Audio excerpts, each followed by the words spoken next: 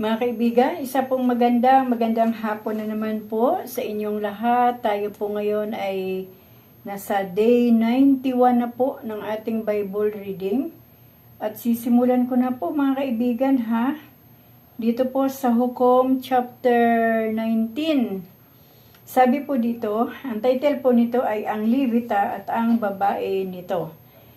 Nang panahong walang hari ang Israel, may isang Levita sa malayong dako ng kaburulan ng Ephraim. Siya ay nakapangasawa ng isang taga Bethlehem, Judah. Minsan nagalit ang babae at umuwi sa Bethlehem. Pagkalipas ng 4 na buwan, naisipan ng Levita na puntahan ang asawa at himuking makisama uli sa kanya. Nagpagayak siya ng 2 asno at lumakad na kasama ang isang katulong. Pagdating doon, pinatuloy sila ng babae at malugod na tinanggap ng biyanang lalaki. Pinilit pa siyang tumigil doon, kaya dumuon siya ng 3 araw. Nang ika-4 na araw, pag-uwi,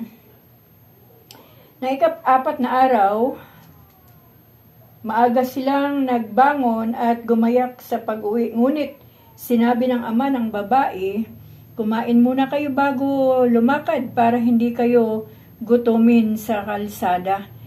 Napapigil naman sila at magkakasalo pang kumain. Ng lumaon, sinabi ng ama, "Magpabukas na kayo at lubos-lubusin na natin ang pagsasayang ito."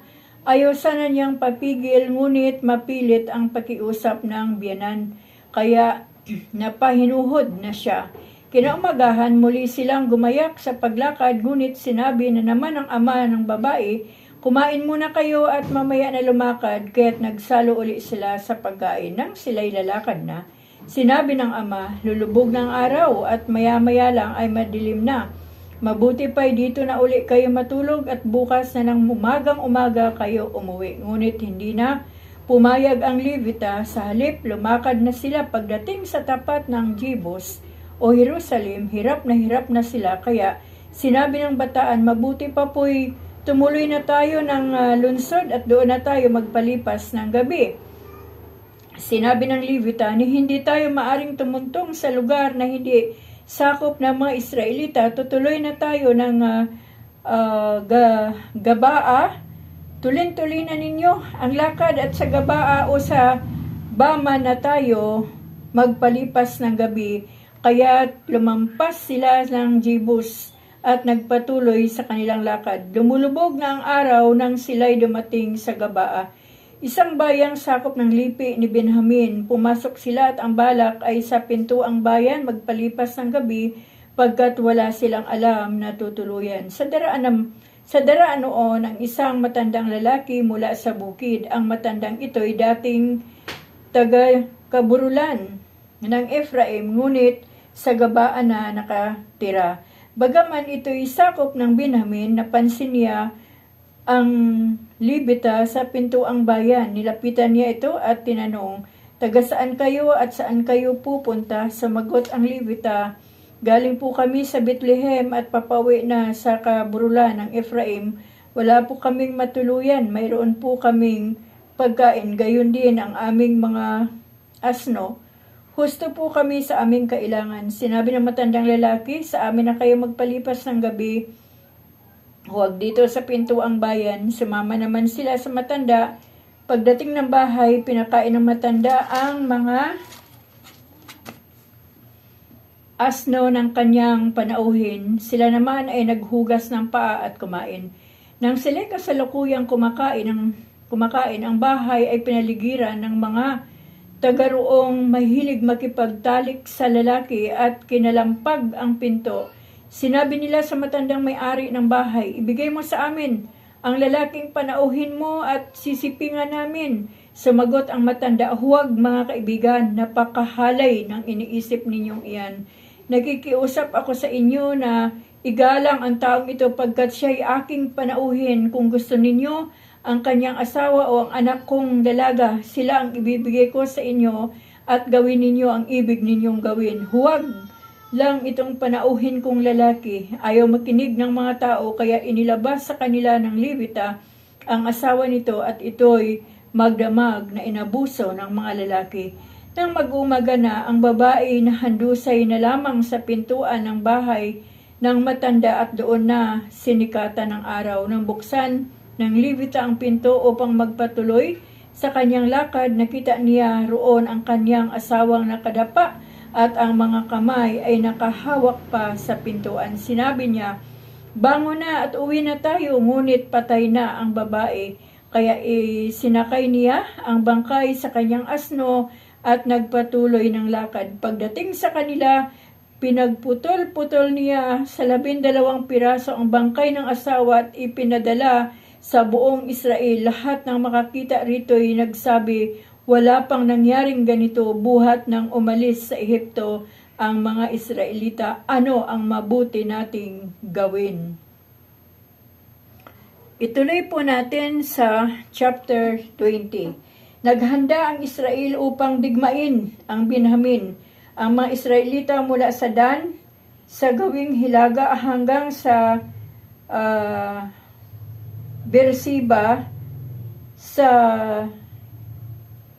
timog at mula sa Galaad sa silangan ay nagtipon-tipon sa Mispa sa harapan ni Yahweh kasama ang mga pinuno ng bawat lipi. Lahat-lahat ay umabot ng 400,000. Ang pangyayaring ito'y nakaabot na sa kaalaman ng mga Benjaminita. Ang tanungan ng mga Israelita, paano ba naganap ang kasamang ito? At isinalaysay ng Levita ang pangyayari. Kami ng aking asawa'y nagdaan sa Gabaa na sakop ng mga Benjaminita upang doon magpalipas ng gabi. Kinagabihan ang bahay na tinutuluyan namin ay pinaligiran at pinasok ng mga taga-Gaba at ibig akong patayin, ngunit sa halip pinaghalinhinan nila ang aking asawa hanggang sa ito'y mamatay. Inuwi ko ang kanyang bangkay, pinagputol-putol at ipinadala sa buong Israel. Walang kasinsama ang ginawa nilang ito sa atin. Ano ngayon ang iniisip ninyong gawin, mga kababayan? Sabay-sabay silang tumindig at kanilang sinabi, isa man sa amin ay hindi uuwi hanggang hindi tayo nakagaganti. Magsapalaran tayo kung sino ang unang sasalakay sa Gabaa, ay 10 bahagi ng ating kalalakihan ang bahala sa pangailangan ng hukbo, ang natitira naman ang bahalang magpahirap sa Gabaa. Dahil sa ginawa nilang ito sa Israel, kaya ang mga kalalakihan ng Israel ay nagkaisang salakayin ang Gabaa. Ang mga Israelita ay nagpadala ng mga sugo sa lahat ng lugar na sakop ng Benjamin at kanilang ipinasasabi, napakasama nitong ginawa ninyo sa amin. Ibigay ninyo sa amin ang mga taga-Gabaa ang gumawa nito at papatayin namin para mawala ang salot sa buong Israel. Ngunit hindi pinansin ng mga Benjaminita ang mga Israelita. Sa halip, nag-ipon-ipon sila sa Gabaa upang lumaban ng araw ring yaon. Nakatipon sila ng 26,000 na kawal, bukod pa ang 700 piling kawal ng Gabaa. Sa kabuuan ay kabilang ang 700 piling kawal na pawang kaliwete at kayang-kayang patamaan ng tirador ang hibla ng buhok. Ang mga Israelita naman ay nakatipon ng 400,000 kawal na pawang bihasa sa digmaan. Ang digmaan ng mga Israelita at Benjaminita. Ang mga Israelita ay nagpunta sa tabernakulo sa Betel at sumangguni sa Diyos.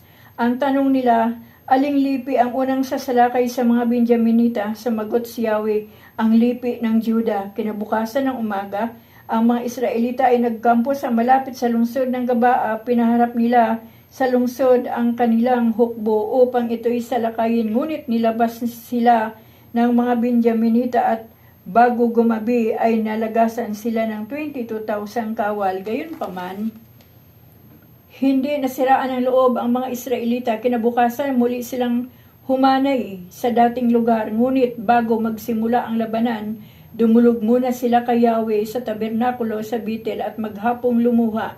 Itinanong nila kay Yahweh, muli po ba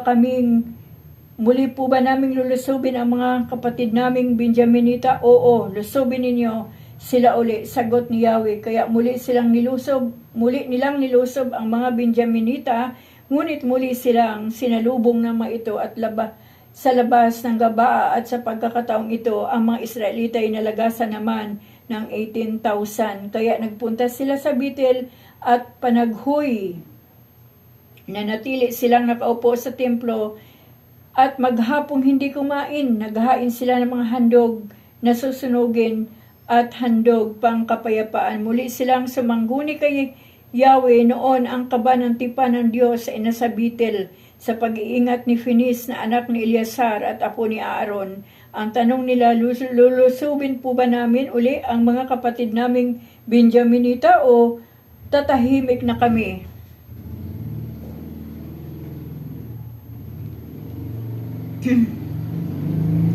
Sumagot si Yahweh, lumusob kayo uli at bukas ng umaga ay mahuhulog na sila sa inyong kamay. Ang mga Israelita ay nagtalaga ng mga kawal at pinagkubli sa paligid ng Gabaa.